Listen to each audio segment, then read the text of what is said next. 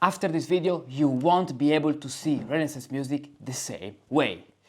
Welcome to this new video. I'm Ricardus, a musicus practicus, and today a very special video. Let's read this beautiful page of Renaissance music from the Chigi Codex. Of course, you can find the original source in the description, so with the eyes of the ancient musicians, of the musicus of the Renaissance, and we will analyze this piece focusing on all the elements and aspects that ancient musicians would read. So we do an analysis in terms of mensuration, in terms of solmization, hexachordal solmization, in terms of tones and modes. So what's the tonus of this composition? How are the voices composed and managed by the composer? This.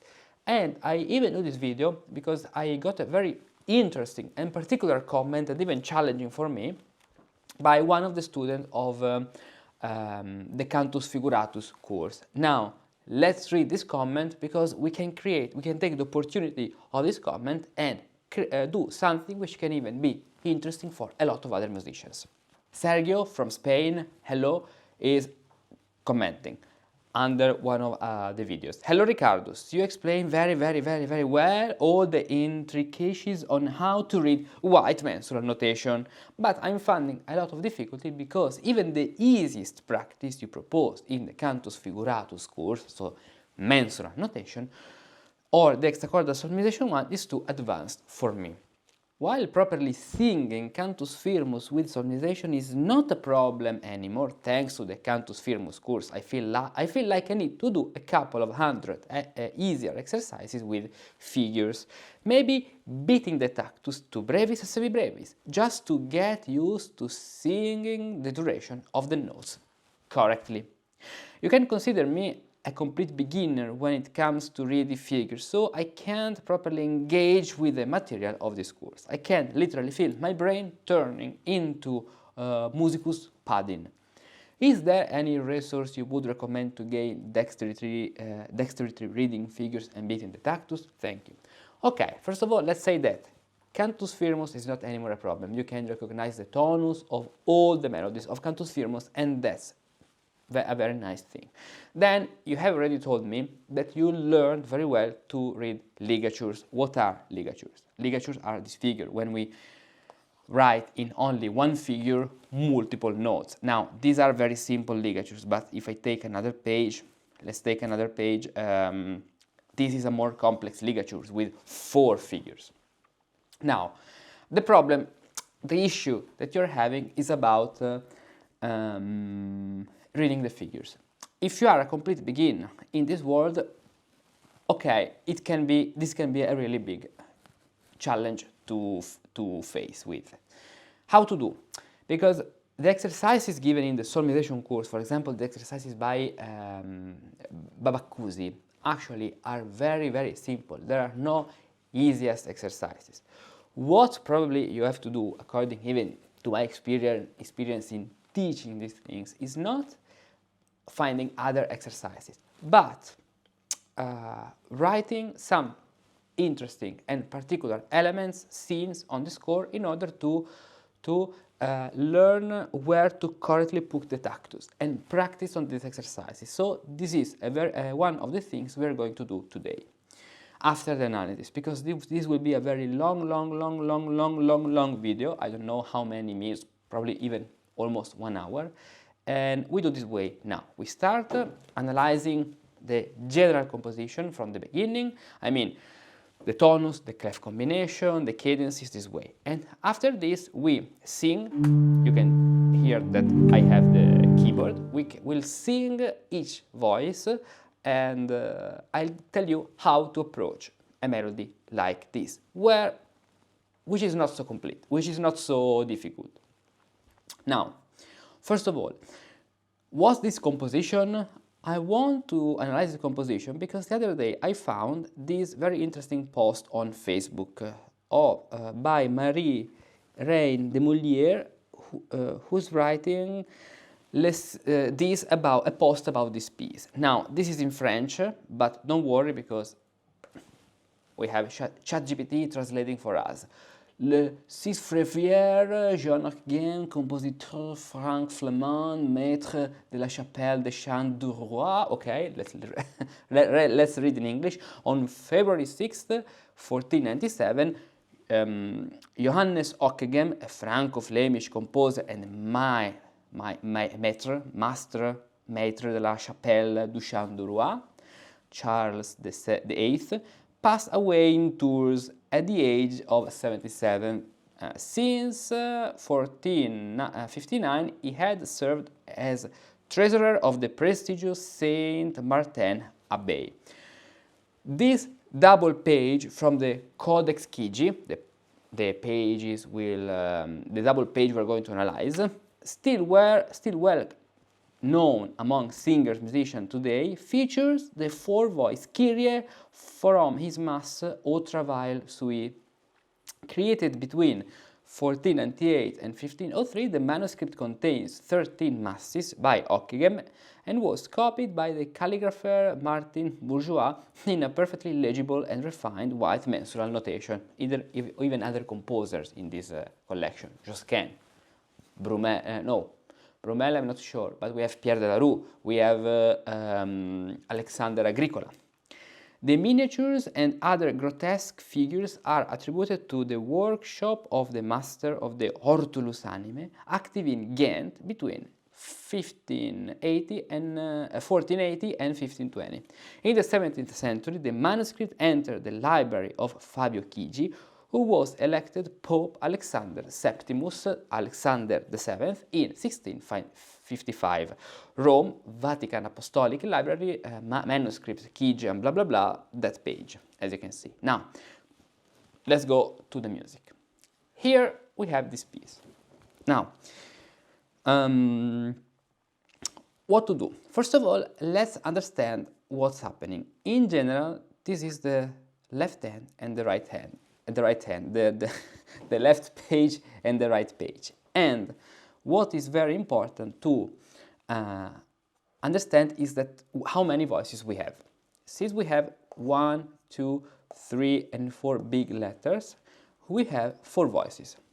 So the usual range, the usual setting in general is cantus, here, cantus, so the soprano, then tenor, and that's very interesting, even for a model point of view. Then we have the altus or contra-tenor altus, followed by the bassus, as you can see, bassus here. In fact, you can see bass written this way, B, A, and this S, this one.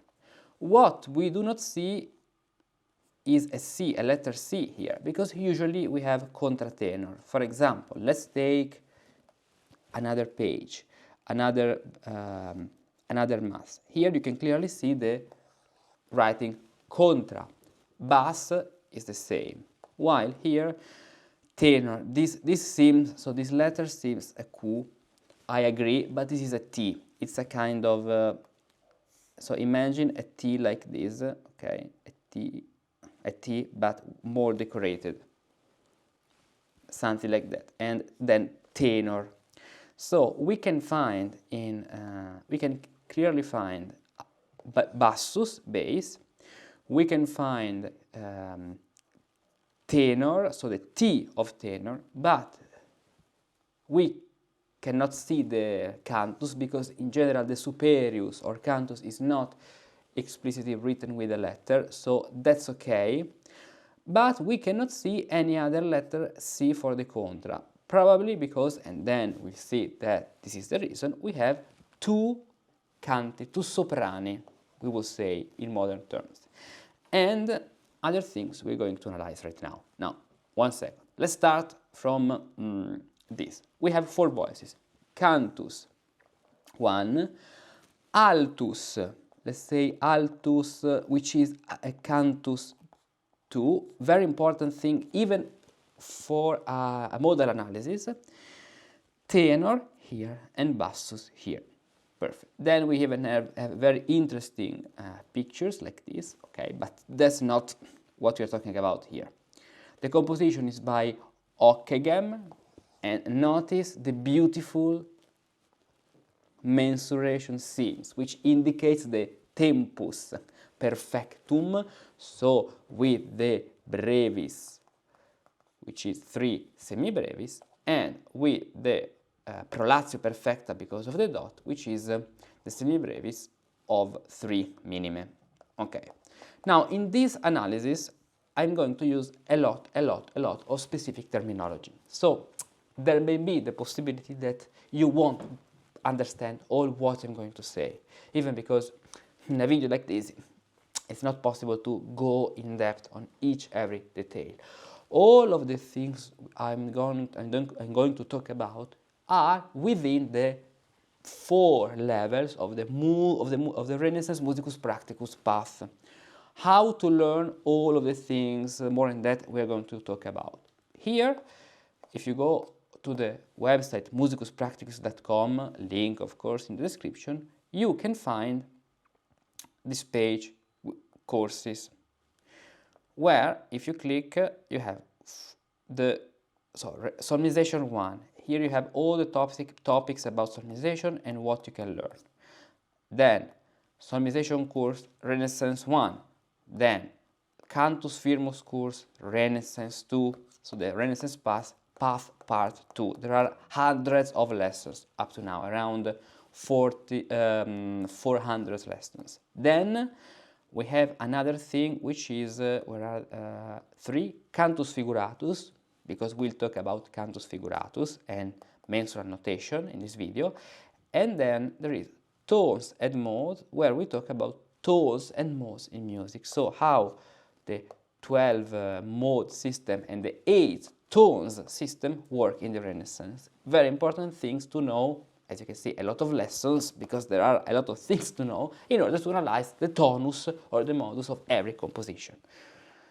Now, with this consciousness, because it's not possible to say all here, let's do an analysis. This is an introitus of the first irregular tones, primus tonus irregularis.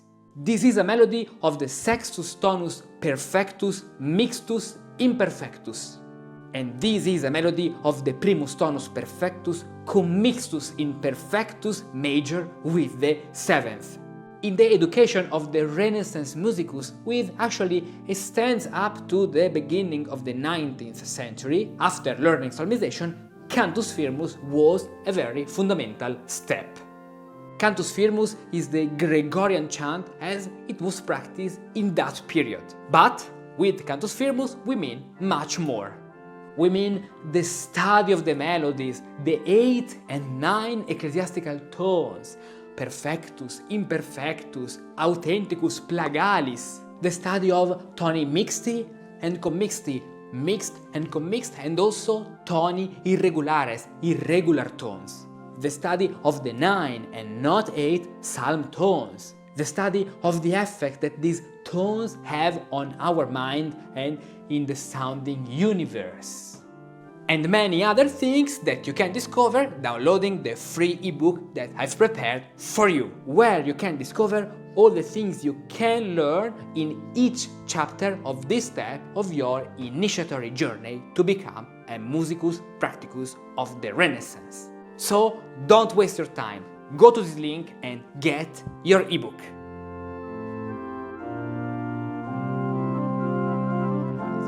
We have four voices, and the first thing that we can notice is that we have something which we can call a mezzo-soprano clef in modern terms. So let's write with orange mezzo-soprano clef. For the cantus. Very interesting, very weird, actually. Then we have this clef, which is a baritone clef, because this is a baritone clef, okay, with F here and C solfa-ut here. Then we have this, which is a contrabasso clef, very low clef. So it's like a bass clef, but F is here. So we have fa, la, sol, fa, mi, re, ut, gamma is here, sol, fa, mi, very low, as you can see, it goes very low. And this note is an F, very, very, very low. Then, another thing is that we come back then to the baritone clef, okay. Then, altus or cantus 2, mezzo-soprano clef again. The other voice, the bass, has a baritone clef. This is the shape of the F faut clef, so a baritone clef. Even here, the bass, as you can see, and the tenor have the same clef combination. Only here, only in this part, in this section, in the criste, the tenor is lower, has a very low clef. Now, the fact that we have a contrabbasso clef, a mezzo-soprano clef in the cantus, another mezzo-soprano clef, and a baritone clef, this is an indication that we have a writing which is very, very, very, very low. And this is an indication of a mode which can be plagalis. So not a primus, tertius, not a first, third, fifth tonus or modus, but something which is plagalis, so second, fourth, sixth, this way. Now, let's see what note is our finalis. Our finalis is D. Our finalis is D. So here we have this note which is a D, because it's the baritone clef, as you can see. The other note here is an ala mi re, okay, the diapente. And we have another note here at the end, which is D, because this is a baritone clef. So this can be or a primus modus authenticus or a secundus modus plagalis. Because of the combination clef and because of other two elements we are going to analyze now, this is a secundus modus plagalis. The other elements are the extension of the voices and the shape of the melodies and the cadences. Now, before talking about this, let's see one very important thing about clef combinations. Some weeks ago, I published these things here, this guide, talking about Hercules Dux Ferrarie, this mass. Okay. What is very interesting is that I put a table by Giovanni Maria Bononcini's book Musico Prattico, where you can see the clef combination of all the 12 modes. I remind you that the 12 modes and the 8 tones are something that work in a kind of different way, but within the 12 mode system, all the 8th mode, all the 8 tones are encompassed, are contained. And the 12 mode system does not introduce any new modus, any new species than the 8 modes, 8 tone system. So at the end of the day, we have only 8 tones. This is what a lot of musicians used to say in the Renaissance. In general, we have the 12 mode system, which is a more mathematical way of considering the modes, and the 8 tones system, the octotoni, which are a more ethos, affect, and tastely way to describe the modal system. This is, but they can coincide. For example, the quintus tonus corresponds to the 11th modus, the quartus tonus does not correspond to the quartus modus, so there are relationships. The primus modus corresponds to the primus tonus, so they can correspond, not correspond, or correspond to other modes. But here we can see the clef combination of the secundus, second, and quartus, fourth tones, modes, actually. The secundus modus, as you can see, has the mezzo-soprano clef for the cantus, canto which is the soprano, the baritone clef for the tenor, tenore, and the contrabasso clef for the basso. That's a very interesting indication. Then you can see that the primus tonus has a normal and regular setting. So the reason why we may have a secundus tonus is even because of the combination of the clefs. This is the topic, if you ask where in the Renaissance Musicus Practicus path of the Musicus Practicus Academy you can find this, we are in the tones and modes level. Now, let's come back. Let's arrive here. Let's come back here, and what are the other elements? The other elements are the extension of the voices. As you can see, we have the main extension of the cantus, which is the descending species of the diapente, la, sol, fa, mi, re, of the first species. Here we are in the cantus firmus level, where we study all the intervals and the species of the intervals according to the Renaissance view, and even Baroque, because cantus firmus is something which continued up to the Solesme restoration, so we can say 19th century. La, sol, fa, mi, re, sol, fa, mi, re. The first species of the diapente descending, and the second species of the diatessaron descending.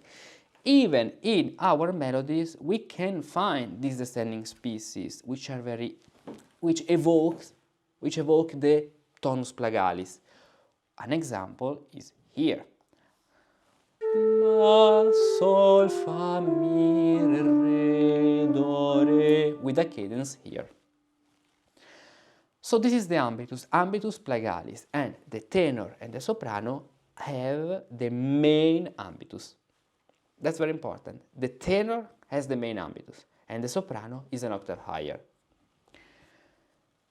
And since this is the diapente, la, sol, fa, mi, re, of the tenor, sol, fa, mi, re. If we go down, re, we are going very low. So that's why the secundus tonus is very low and written with very low clef, chiavi contrabasse. Let's see the other voice, the altus. The reason why I say that this is a soprano, a cantus in terms of extension, is because we have the same extension, just this. It's a second cantus. Then let's analyze the tenor.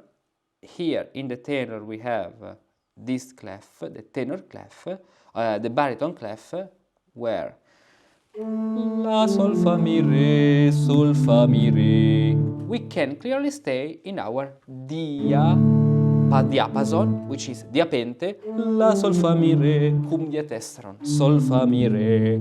First species of the diapente and first species of the diatessaron. So we can say that this is a secundus modus plagalis, or tonus, because they correspond, plagalis, because we have the first species of the diapente and the first species of the diatessaron, both descending. Why? Because the modi autentici, the authentic modes, tend to ascend. Re, mi, fa, sol, la, re, mi, fa, sol, this is the tenor. Plagalis, secundus plagalis, la, sol, fa, mi, re, sol, fa, mi, re. This way. Okay, now, we have even to analyze this clef, which is a baritone clef, and in terms of range, it corresponds to the tenor. Now, one very important thing, we can even have a bass, called bass, but singing in the register of the tenor, especially here. It's very difficult to find a secundus modus in original clef, I mean, not transposed clef in corde naturali, they used to say in the natural notes, without the flat, without any transposition, with a true bass. Even in the other Mass, Hercules Dux Ferrari, watch the other video, we do not have a through bass. Why? Because it's very low, impossible to sing. Otherwise, you have to transpose it higher.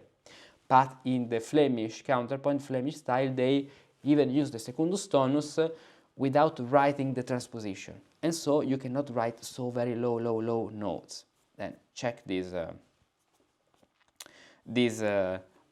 video on this page where you can see this. The bass part, as you can see, has the range of the tenor, which is very low. La, sol, fa, mi, re, sol, fa, mi, re. Okay, now let's come back to our example. Here, what is very important to know after this? After the extension, we have to see the cadences. We have to look at the cadences. We already know our last cadence, today, de la sol re. Okay, this. Then let's see the other cadences. Why? Because we have a Kyrie. So Kyrie has three movements. Kyrie, Christe, Kyrie eleison, Christe eleison, and then another Kyrie eleison. Even here, Kyrie eleison, Christe eleison, Kyrie eleison. Kyrie eleison, Christe eleison, and Kyrie eleison.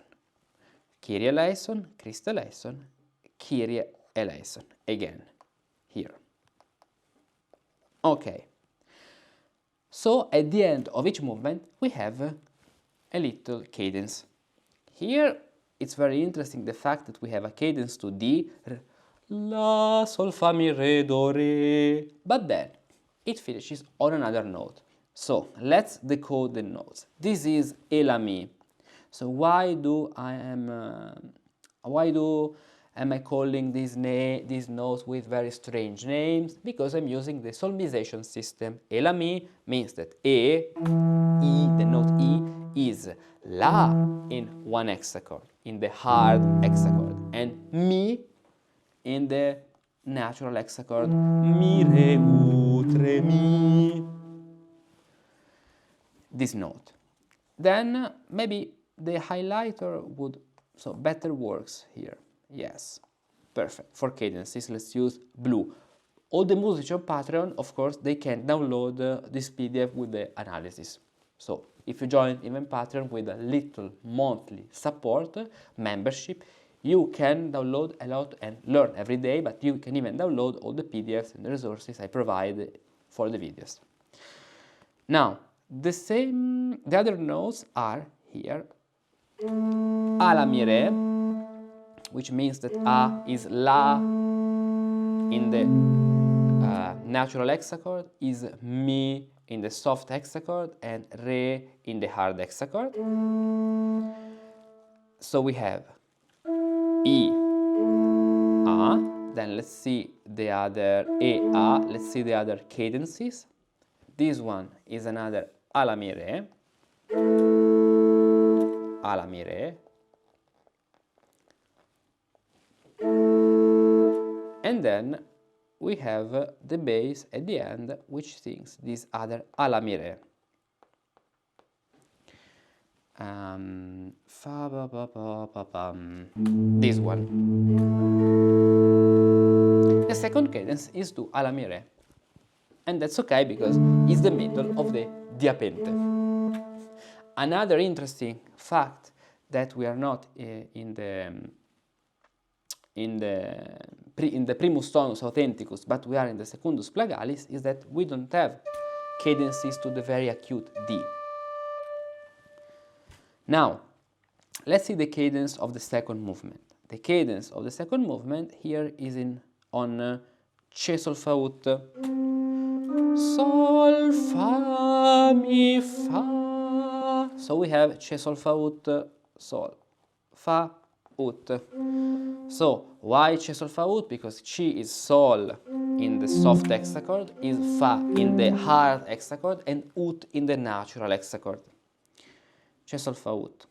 Then the tenor has the cadence to this note, which is Che sol fa ut, so in terms of counterpoint, this is an octave. Then we have the altus, or say cantus 2, because as you can see, it's even higher than the altus, so it's the cantus 2, which finishes with G sol re ut. Why G sol re ut? Because G is sol in the natural hexachord, is re in the soft hexachord, and ut in the hard hexachord. And the bass has the middle cadence to G sol re ut, again, here, G sol re ut. Yes, but okay, G sol re ut. So we have the first cadence, we start in de la sol re. The first cadence is to a la mi re, and the first cadence. The second cadence is to Che sol fa ut, and the last cadence will be on a la mi re. Even these cadences are an indicator for the cadence to Che sol fa ut. For example, instead of G sol re ut, is more plagalis than authenticus. Why? Because we are in the low part of the diapente. We are down the diapente in terms of the degree where we make the cadence.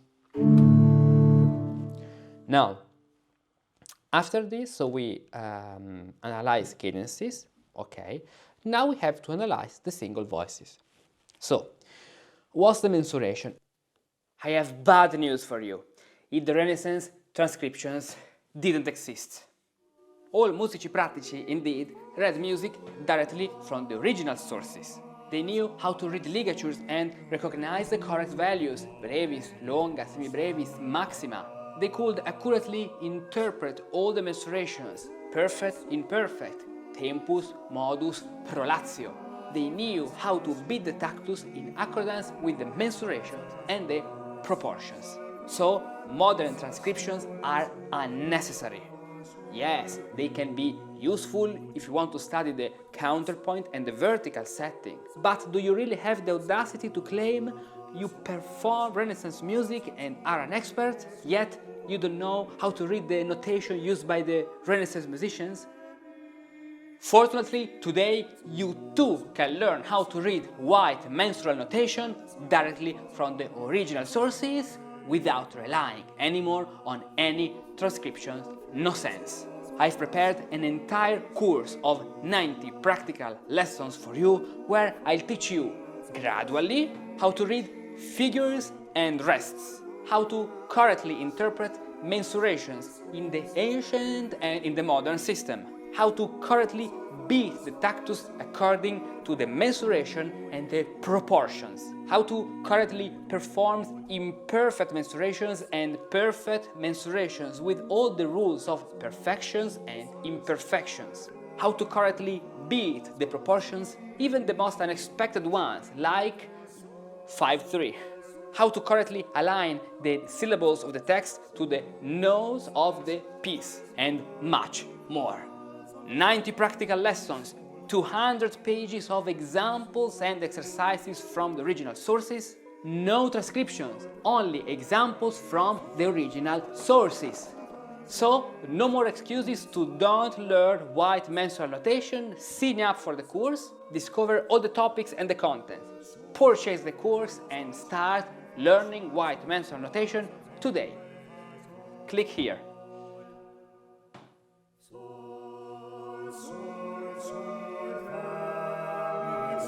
What's the mensuration? Here the mensuration is very simple, because when we talk about mensuration, we have to analyze all the figures. What are the figures under mensuration? The figure under mensuration, as you can learn in the Cantus Figuratus level with a lot of practical exercises, and then we are coming to answer Sergio in terms of practice. They are the maxima, modus maximarum, the longa, modus longarum, the brevis, tempus, and the semibrevis, prolazio. The presence of the semicircle, this is not the letter C, this is a semicircle, indicates that the brevis is imperfecta, so the value of 2. 2 of what? of semibrevis, of the pars propinqua, so the part which is near, the immediately smaller level, so the figure, the immediately smaller figure, but the thing is explained in the course, called in Latin pars propinqua. Then, the fact that we do not have the dot of the prolazio here, this indicates that the semibrevis is imperfecta, so 2 of what? Minime. We do not write minime because the minima can only be imperfect from the minima and down to the 2 smaller levels, but it's imperfect. Now, what about the maxima and the longa? We have to see if we have maxima and longa rests. We have it. So, we have this longa rest, which is only 2 spaces vertical and not 3. So, the longa is imperfect, longa imperfecta. The fact that we have that rest, we can write 1, 2, 3, 4, 5, only 2 rest, or we can even write this way, to be 1 and 2, okay? The longa is imperfecta, so the longa contains 2 brevis. Okay, now let's see. So even here we have a maxima rest, but we may have the maxima which is imperfecta because it's completed by the following notes, so the perfect maxima. Let's see if we have bigger rests. Okay. No, here we have longa, longa, longa. Okay, so we do not have, as you can see, a clear and explicit indication of any maxima rest, because so with the longa imperfecta, this maxima rest is the maxima imperfecta, but 1, 2, 3 is the maxima perfecta. We cannot see any of this figure, so the fact that we can see this figure, the maxima imperfecta, and the fact that we cannot see any indication of the maxima perfecta, the absence of the indication, so the not presence of an indication, indicates the imperfection. So 2. 1, 2, this way, maxima imperfecta. All is imperfect. Very nice. And now let's arrive to the reading part, after analyzing all the piece. What's the tactus? The tactus is the movement of the hand, down and up, down and up, down and up. And with these things, mensuration and tactus, we are in the cantus figuratus course. Now, the tactus here is semibrevis, minima, minima. Why? Because we do not have any cut. The presence of the cut is the proportio dupla. So, here the practice consists in semibrevis of 2 minime. Minima down, minima up, minima down, minima up. So, what's the trick here? First of all, you have to decode all the ligatures, if you have ligatures. The very easy thing of this page is that we have these ligatures with the left ascending left stem, and they are semibrevis. So all of these ligatures, and let's state this very clearly, semibrevis, semibrevis. So this figure, they are this figure, semibrevis. Then, decode the rest. This is a brevis rest. So a brevis rest contains 2 semibrevis. So we set our tactus to be the semibrevis of 2 minime.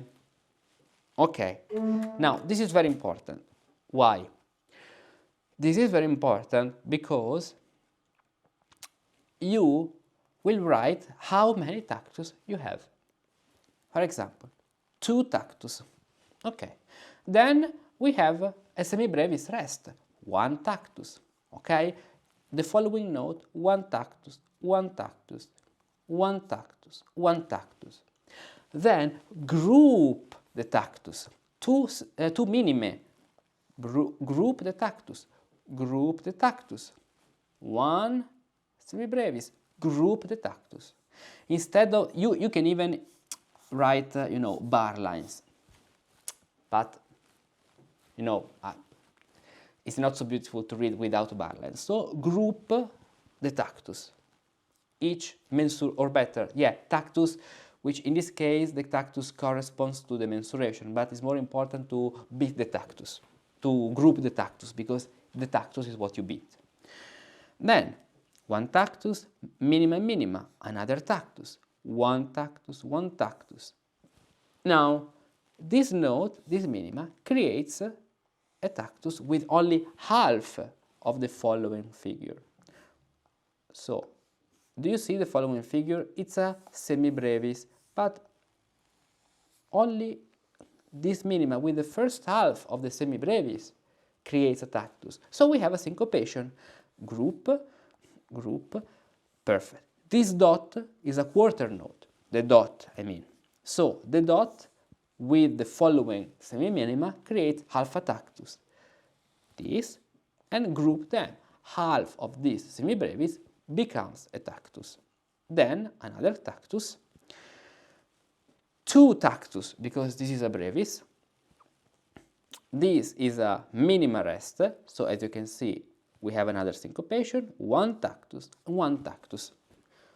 Very nice. Now, how to sing this? This is the tactus, 1, 2. Each number 1 is a complete tactus, so number 2 means 1, 2 of rest, 1, and then you start singing this way. So now let's sing the first Kyrie. Okay, we sing only the first Kyrie of each part because the Christe has the same principle, and otherwise this video gets very long. But we do not have any change of mensuration here, so it's all the same principle. So tactus, minima, minima, minima, minima, this way. 1, 2, so down, up, which is 1, 2, 1, re, fa, la, sol, fa, re, mi, fa, sol, re, mi, fa, re, la, sol, fa, mi, re, do, re. Since we have the cadence, we can even use musica ficta. This is something we should verify with the other singers, actually. Okay, if you want to do something more helpful, even more helpful, you can write down and up, down and up. So, down, up. If this is the very first time you do something like this, yeah, I suggest that you do this thing. So, down, up, write all the beats, down beat, up, down, up. And so, let's sing again the first Kyrie. 1, 2, 1, re, fa, la, sol, fa, re, mi, fa, sol, re, mi, fa, re, la, sol, fa, mi, re, do, re, 2, mi, mi, mi. Perfect. Now let's sing the tenor. Let's decode the tenor. Here we have something very interesting, which is a very long rest. How many tactus? 2 plus 2 plus 2 plus 2. It's very important that with your eyes, imagine to color as you sing or as you wait to join. You color with your eyes the rests. I'll show you what I mean right now. Then we have semibrevis, semibrevis, so let's continue to write the tactus. Semibrevis rest, one tactus, let's write at the top, 1, 1, 1, 1, 1 tactus, semibrevis, one tactus, one this way, one, one, one, and one, one. The last note, remember, does not have a specific value. Here we have the fermata, here we have a longa. The fact that we have a longa means that you have to wait all the other singers to finish. You can even here imagine a fermata, okay? It's the same principle. Okay, very nice. And now let's sing this. When I said that you have to imagine to color the rest as you wait to start singing, it's something like this. One, so 1, 2, 1, 2, 1, 2, 1, 2, 1, re, fa, la, re, 1, and then you continue. So, now let's sing this from the beginning. 1, 2, 1, 2, 1, 2, 3, 4, 1, re, fa, la, re, 1, sol, la, fa, re, mi, re, fa, sol, re, fa, mi, re. That's it. Even the presence of fa, la, re, descending species, sol, la, fa, re, descending species, it's an indication of the plagalis taste of this. La, sol, fa, mi, re, even here. Okay, let's analyze the other voice, at least the first Kyrie. Fa, re, fa, fa, mi, fa, la, fa. Wait, what's going on? What are all these strange notes? Look at this. This is how they read notes during the Renaissance and the Baroque period. This is a book of the beginning of the 17th century. Now, tell me, how can you understand and play Renaissance and Baroque music correctly if your way of reading is completely different from what they used? Even worse, how can you compose new music in a stylistically accurate way if you start from a mindset which is diametrically opposed to what all ancient musicians used? Well, you can't. They are two different languages. Imagine instead the freedom of reading correctly every note. Imagine the confidence to know that that passage you wrote works because stylistically correct to the ancient way of thinking music. Think how wonderful it would be to notice all those details and nuances that other musicians miss, simply because they don't know hexachordal solmization. Hexachordal solmization is the system used by musicians of the Renaissance and Baroque periods to read music. It is a system built on a great scale of 20 letters and a hexachord of 6 syllables: ut, re, mi, fa, sol, la. If you love Renaissance and Baroque music, you should know more about that. For this reason, I've prepared for you an ebook where you can discover some details that you can only notice if you know solmization. Get this special gift now. Go to this link, scroll down the page up to the middle and download the free ebook.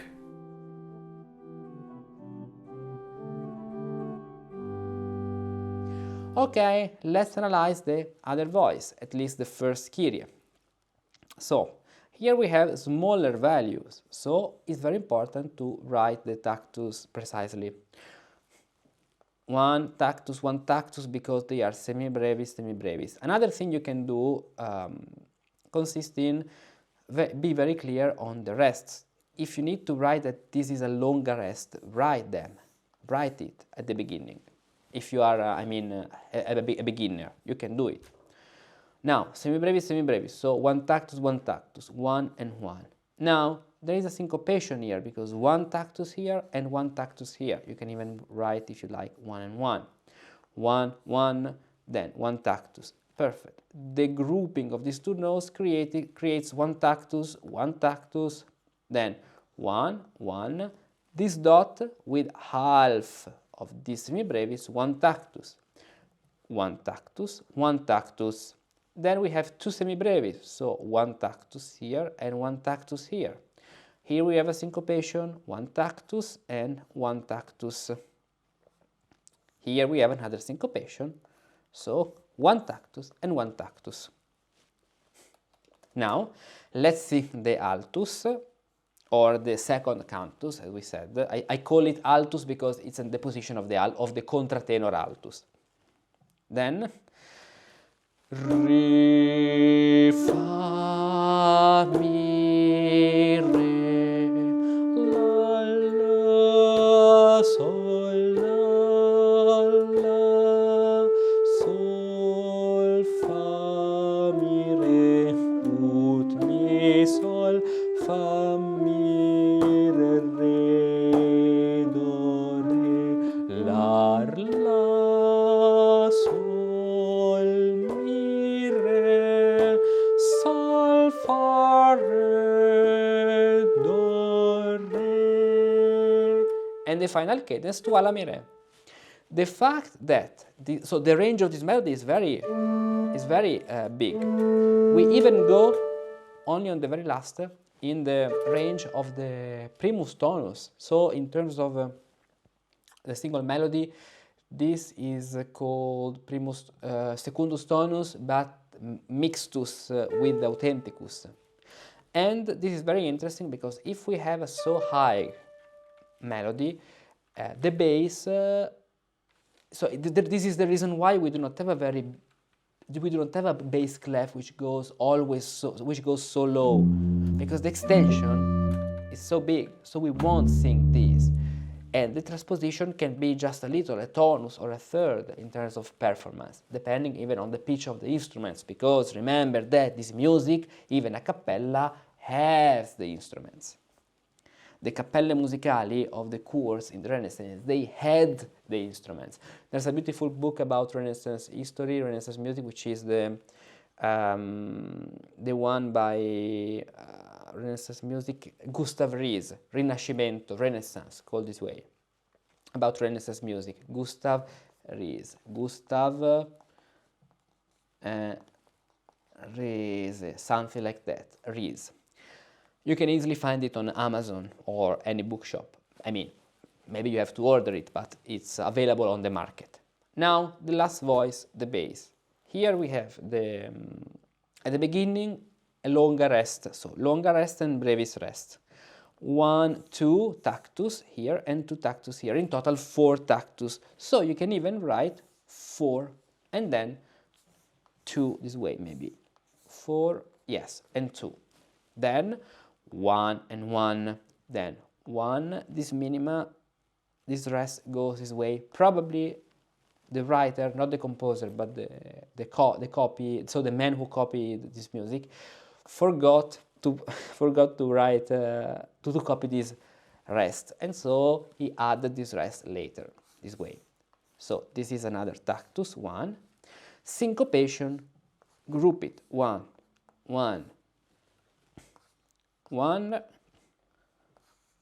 1, 1, 1 tactus, 1, 1 tactus, 1 tactus, 1 tactus, then semibrevis ligature, semibrevis, so 1 tactus, and the final note. Perfect.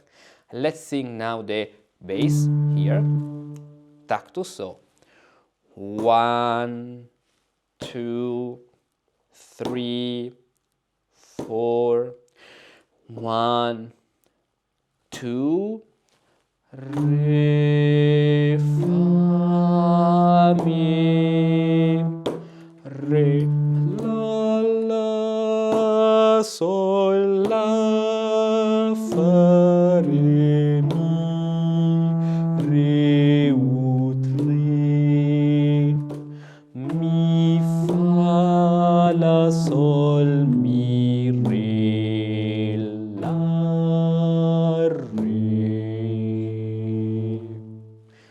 So, very nice. What to say to conclude this video? In the description, you can find the original source. Then, this version with analysis is on the link on Patreon below the video. So you can support this big project and then get a lot of contents, exclusive contents to learn Renaissance Baroque music as you lived in the Renaissance and in the Baroque, with exclusive videos and analysis, a lot of things. And to learn Renaissance music, you need to learn a lot of things. That's why there is the Musicus Practicus Academy with the Renaissance path. There is the solmization level, the first one. Cantus firmus level, when you learn how melodies are composed and shaped in terms of melodic movements, in terms of authenticus plagalis, you learn the 8 ecclesiastical tones. You have the cantus figuratus level, then you have to follow them in order because they are important. This is very important. So when you finish solmization, you unlock cantus firmus. When you finish cantus firmus, you unlock cantus figuratus. And with a lot of lessons, especially about mensuration, because this is with all the imperfect figures, but when you have perfect figures, it's challenging. Then there is a tones and modes level after cantus figuratus, when we analyze a lot of music, a lot of bicinia, and even other composition with more voices. In total, they are around 100 compositions. So a lot of composition to understand how the modus works in the Renaissance. The modal system in the polyphony. I mean, in the cantus firmus, you learn the modal system of the cantus firmus, so Gregorian chant in the Renaissance and Baroque period, because what you study in cantus firmus is what Mozart and Beethoven studied of Gregorian chant. The tradition of cantus firmus arrives up to the 19th century, to the Solesme restoration, as I like to say, or destruction, depending on the point of view. Because they try to restore cantus, the Gregorian chant, how it's supposed to be in the early Middle Ages, but then they destroyed, of course, all the beautiful tradition of cantus firmus, the Gregorian chant of the Renaissance and the Baroque period. So, to learn specifically Renaissance music, there are these 4 levels with an yearly subscription where you can access all these courses and even all the other things I'm adding this year from June. So, for example, the suite and dance level of the Baroque path and other things you'll know. But at the moment, you have more than 400 lessons about Renaissance music, so you can start that point. Very nice. And about Sergio, this is the way to do to sing this music, to practice with this music. Don't use any transcription, okay? Because otherwise we miss the main point. And you can easily write a tactus. Tell me, after doing some exercises with this technique, some of the exercises in the course, even in the solmization course, for example, Baccusi exercises, which are like the same. They use these figures. Even the ligatures in Baccusis are not more that, I mean, you don't have complex ligatures. It's an hour that I've been talking. You do not have complex ligatures in Baccusi. You have these semi-brevis ligatures called cum opposita proprietate. This is explained in the course. John, learn solmization, learn these things. I'd like to say all of these things here, but otherwise this video will be 12 hours long. Now, do some exercises like this with these indications, grouping the tactus, and then tell me how you can proceed. I know that you are a very total beginner, and I'm very proud that even someone starting from less than scratch like you, first of all, learn very well solmization and cantus firmus. Now is the time to move to cantus figuratus in terms of getting better in reading the values, in performing the values. You already know how to decode ligatures. You told me you now can decode any ligature. So start beating the tactus this way, grouping, and if you need, writing down, up, these arrows, which are very important. So all of other people learn Renaissance music as if you have lived in the Renaissance, join the Musicus Practicus Academy, then, so you have 24 hours of free learning, then activate your subscription and continue with this beautiful journey to see music with new eyes. I have bad news for you. In the Renaissance, transcriptions didn't exist. All musici pratici, indeed, read music directly from the original sources. They knew how to read ligatures and recognize the correct values, brevis, longa, semibrevis, maxima. They could accurately interpret all the mensurations, perfect, imperfect, tempus, modus, prolazio. They knew how to beat the tactus in accordance with the mensurations and the proportions. So, modern transcriptions are unnecessary. Yes, they can be useful if you want to study the counterpoint and the vertical setting. But do you really have the audacity to claim you perform Renaissance music and are an expert, yet you don't know how to read the notation used by the Renaissance musicians? Fortunately, today you too can learn how to read white mensural notation directly from the original sources without relying anymore on any transcriptions nonsense.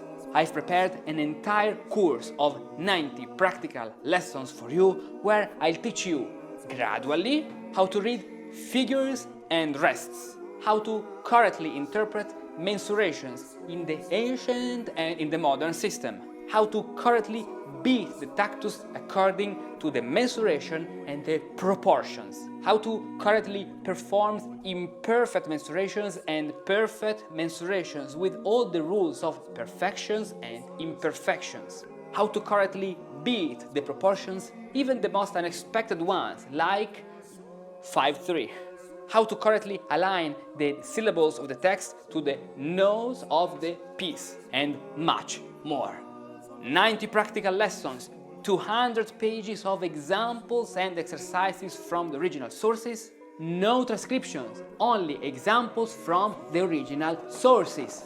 So, no more excuses to don't learn white mensural notation, sign up for the course, discover all the topics and the content, purchase the course and start learning white mensural notation today. Click here.